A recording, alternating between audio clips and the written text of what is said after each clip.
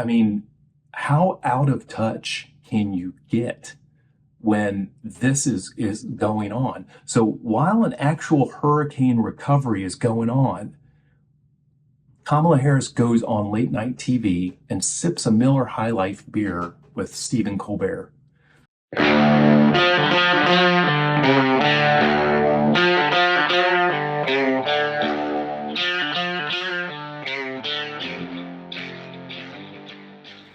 Hi, everyone. This is Lad Tilgard. Welcome to another episode of Stand and Speak. This is a quick take on the Senate and presidential polling that's going on right now of those races.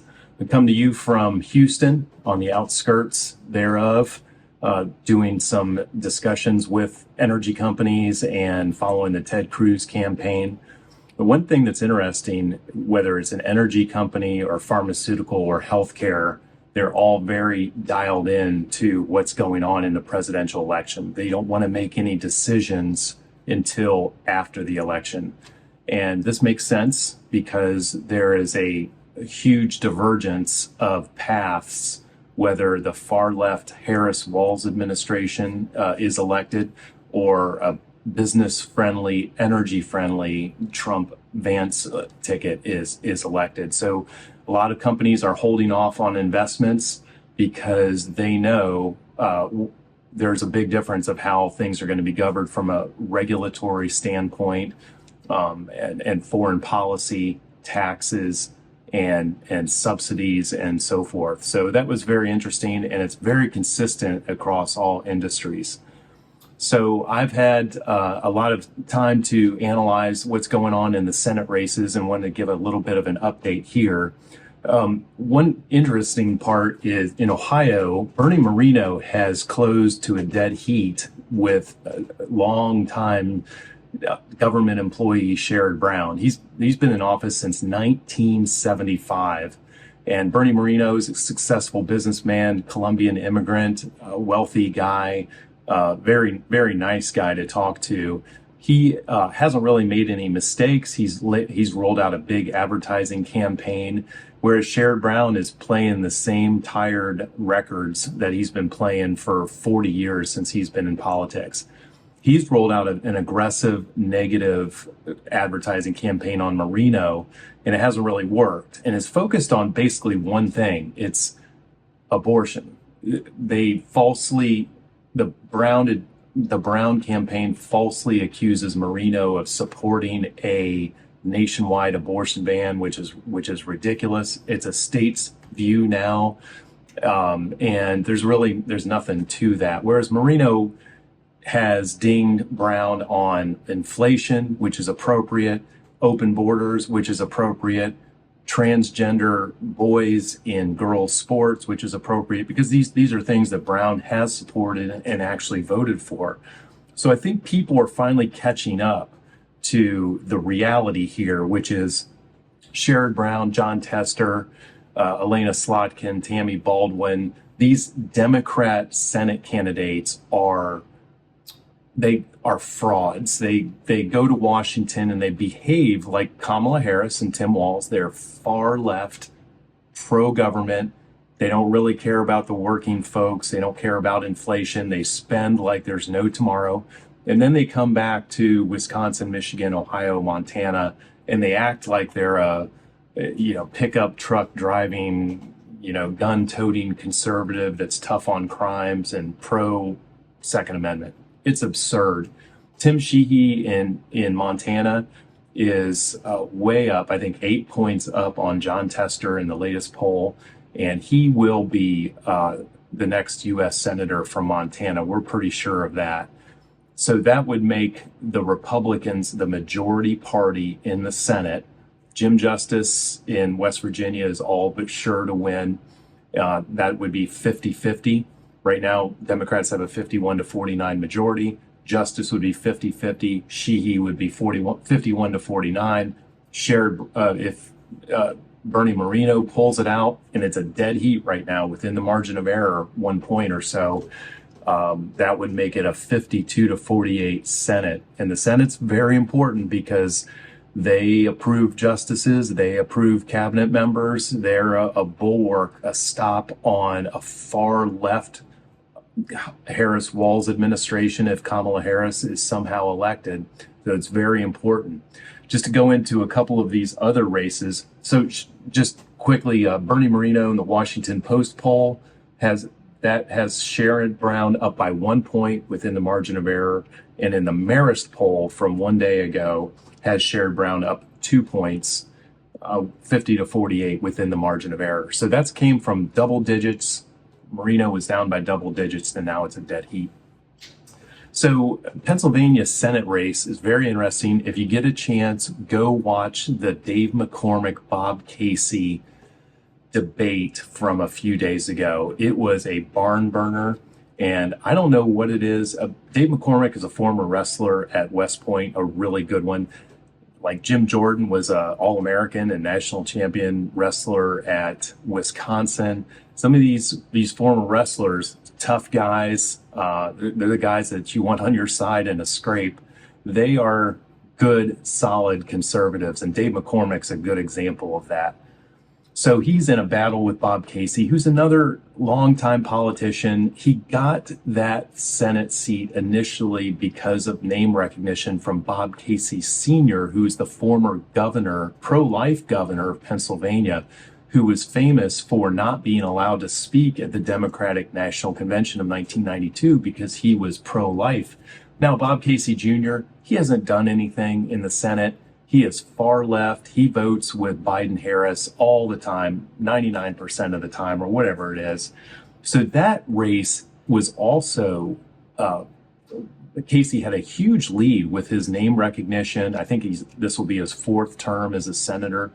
Now, according to the Hill Emerson poll of a day ago, Bob Casey is 48, McCormick is 46. That's within the margin of error, +2 for Casey. That is tight, and that's got the Casey folks worried. McCormick has Trump's full backing. He was there at Butler, Pennsylvania, when Trump was shot, and he's charging ahead, and he is a solid competitor. Going on to Michigan, Mike Rogers, former congressman who had a lengthy history in national security issues and military issues. He's taken on Alina Slotkin, who's believe it or not, she is the heiress to I think it's the Ballpark Frank empire. So she was born rich. She hasn't really done anything in the private sector of her own. She's been in a slew of government jobs over the years. This is pretty typical of the Democrat candidates. They're career government employees, where on the Republican side, you have career business people who've actually had to go out there and meet a payroll and fight and scrap for a living. Slotkin is up by 5 points in the Hill poll and up only 1 point in the Insider Advantage poll, that's a dead heat. So Rogers has made some headway. Alina Slotkin has been adamant that the Harris campaign is losing in Michigan and it could drag her down. Some of that information is leaked from her staff, purposely or not. But that is a dogfight up in Michigan. And with the large Muslim community who didn't vote for Biden during the primaries, they're disgruntled about the Middle East set of affairs. That could be very dicey for Alina Slotkin as she looks to move from Congresswoman to U.S. Senator. The next one is Wisconsin. Tammy Baldwin, who is a senator from Wisconsin, but she has pretty deep ties to New York City. I think her partner lives there. She doesn't come back to Wisconsin very often. And Eric Hovde, who's a successful business person. His name is all over businesses in Madison, and he grew up there. Very tight race. Insider Advantage has Baldwin up by 1, 48 to 47, and The Hill has Baldwin up 50 to 46.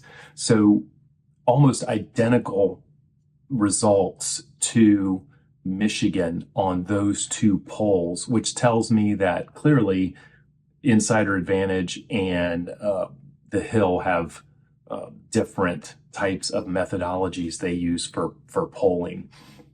And then another couple of races. Ruben Gallego in Arizona is up by 7 on Kerry Lake, the Republican candidate there. That has been kind of wildly all over the place. Some polls had Gallego up by double digits, whereas Lake is trying to close that gap. And then Sam Brown is trailing Jackie Rosen in Nevada by quite a few points. So that's really the state of affairs with the Senate. In terms of the president, the swing state polls swung a little bit towards Trump this week, which has a lot of people on the Harris side concerned. And the trend has really been slightly moving towards Trump in the swing states. So the Wall Street Journal just today came out with polls in the 7 swing states, had Pennsylvania, Trump up by 1, Michigan, Harris up by 2, Wisconsin a dead heat, Arizona had Harris up by 2, Nevada had Trump up by 6. That's new because Trump had been a little bit behind or a dead heat in Nevada, so that is new. North Carolina dead heat, Georgia +2. So those were all essentially dead heat, but the real news there was Wall Street Journal said that Nevada, that Trump was way ahead outside the margin of error, and I believe that's the first time we've seen that in Nevada. But the polls that really got everybody's attention were on Thursday, that had Trump ahead or tied across all of those states, Georgia, North Carolina, Wisconsin, Michigan, Pennsylvania. And why that's important is that Trump has consistently in the last 2 campaign cycles outperformed his polls. And whether that is bad polling or whether that's a refusal of Trump supporters to answer the phone or to give their actual opinion, a lot of this is speculation. But one thing that isn't speculation is that Trump majorly exceeded his polls in 2016 and 2020. Another thing that's not up for debate is that Trump is outperforming his performances in those 2 cycles. So I think the Real Clear Politics average had Trump down by 6 or 7 points at this point to Biden and by 3 to Hillary Clinton. Whatever it is, he is outperforming those polls, and that has the Democrats very nervous. So one thing you'll hear about is that Nate Silver of 538, formerly of 538, formerly of the New York Times, he must be a smart guy. He puts out these probabilities. And when these polls came out, he issued his own set of probabilities, and I put this in big quotes, that Kamala Harris had a 57% chance of winning Pennsylvania, Wisconsin, and Michigan, all 3 of those states. I think that's garbage. I think he is no more reliable than a coin flip. He says that he puts all of these mathematical figures, inputs, and assumptions into his black box, and it spits out this glorious, probability. No one really knows what these algorithms are. I understand the guy doesn't have a big background in math. He did get one election right. I think it was 2016, maybe it was 2012. But he hasn't really outperformed anyone else in guessing over the years. And he is a biased guy. He has said that he's a Harris supporter. Trump should be disqualified based on January 6th, and that he'll be voting for Kamala Harris. That is what we call bias. Those biases, I have a hard time believing those don't get fed into his assumptions and inputs. And you can make math say whatever you want it to say if you change the inputs. So I don't give any credence to Nate Silver whatsoever. I think you're just as well off to flip a coin. I do give credence to polymarket gambling markets because people are actually putting their money forward. In the last polymarket gambling survey, had Trump with a 56% probability of winning, which is a pretty good lead. It means people are looking around, they're seeing Kamala Harris's performance, they're seeing the polls, and they're saying, I'm going to bet on Donald Trump, 56%. So the polls, I think, have a good story for Trump. The gambling markets have a good story for Trump. The other poll that we haven't talked about yet is the national poll. And Rasmussen had Trump up by 2. Yahoo, I believe, had a dead tie.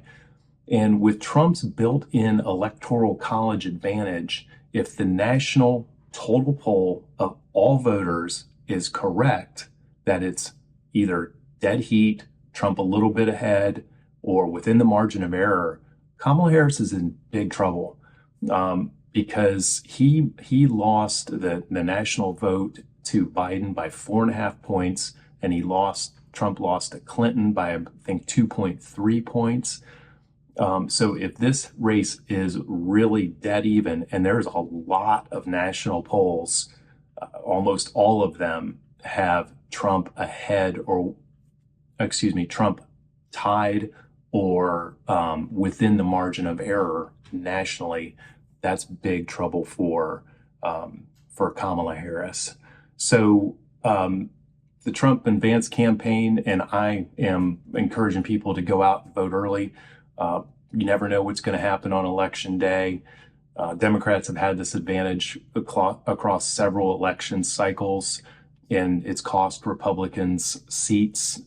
So if you're a Republican, get a sign in your yard, go vote early, and then try to help a couple of other people vote early.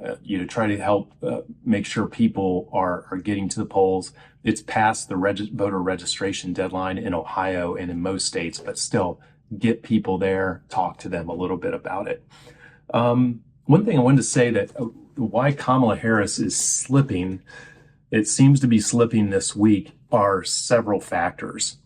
One is the really poor hurricane response from the Biden-Harris administration. And as usual, the Democrats in the administration are saying that it's misinformation or it's a lie or something like that. That's nonsense. There's so much information online about how we didn't have people on the ground. We didn't have FEMA there. We didn't get a response. But there's 2 anecdotes that you're probably aware of, but I wanted to point out. When Kamala Harris comes to the lectern and promises people who have lost their entire life, house, car, job, power, and says, you're going to get a check for $750. At the same time, she puts out a statement saying we're sending Lebanon $157 million, and the FEMA head says that, hey, we're out of money. And Biden says, we're doing everything we can. Everybody's happy. Meanwhile, you see pictures on TV, on the computer, saying of entire neighborhoods flooded, of bodies being pulled out of debris. I mean, how out of touch can you get when this is going on? So while an actual hurricane recovery is going on, Kamala Harris goes on late night TV and sips a Miller High Life beer with Stephen Colbert while it's going on. Meanwhile, Ron DeSantis is at the pulpit, and he is saying, we're going there. We got linemen there, and we are set and ready, and this is what's going to happen, and this is what is happening. Donald Trump is housing linemen at his house and is on the ground in these disaster areas, giving away food, giving away money, and he cares. He's there. He's empathetic. Ron DeSantis, who is the best governor in an emergency that anybody could ask for, he swats away Kamala Harris's complaint that, Ron DeSantis didn't call me back. Meanwhile, DeSantis is talking to the actual chief executive officer, Biden. Biden and DeSantis both say they had a good conversation. They're going to get what they need and so on. But Kamala Harris, as DeSantis pointed out, has no role in the recovery, has never had any role, has been in office for 3.5 years, and we've had other natural disasters, including Hurricane Ian. She didn't do anything. She didn't speak up or anything. She is so out of touch and so incompetent. I think that's the number one reason why polls are starting to lean towards Trump, is that they see the reaction to Hurricane Helene and Milton, and they're saying, good Lord, man, this is terrible. We need somebody that's a leader in the White House. And we all know that Trump will handle that. The second thing is inflation and economy, or the economy are still a factor. There was I saw CBS News put out a big headline, 2.4% inflation. It's the lowest it's been in a while. Well, that's true, except that's still 70% higher than when Biden Harris took office. It exceeded expectations of the Fed. It's more than what we expected. It's worse than we expected. And people are still not able to afford groceries. The credit card debt is still at an all-time high. And people aren't buying that this 2.4%, which exceeds the Federal Reserve's target rate of 2.0%, it still sucks. It still sucks.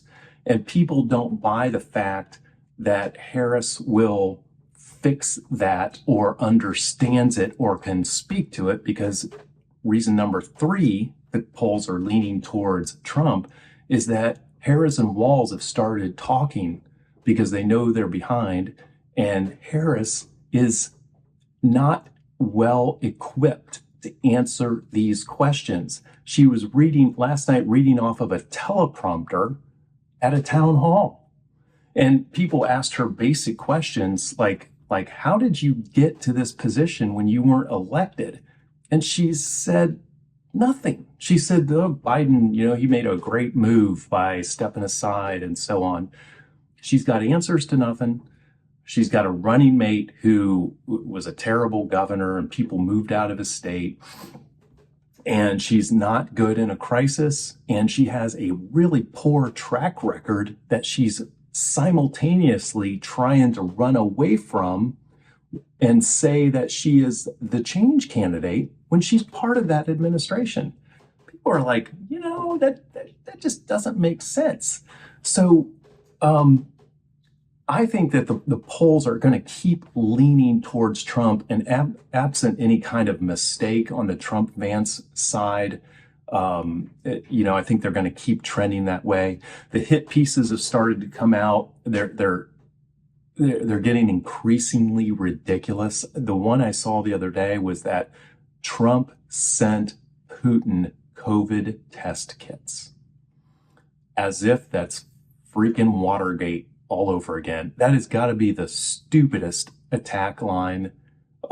People who are drowning in hurricane debris or can't afford groceries, or their job moved to China. Do you think they cared about that? Do you think they cared about COVID tests going to Russia? Who in the hell cares about that? And what is the difference? So that's my take on that. I just want to say that the election's coming up. I'm very excited that my sweet daughter is coming home from college this weekend, and my awesome son is off to National Guard basic training.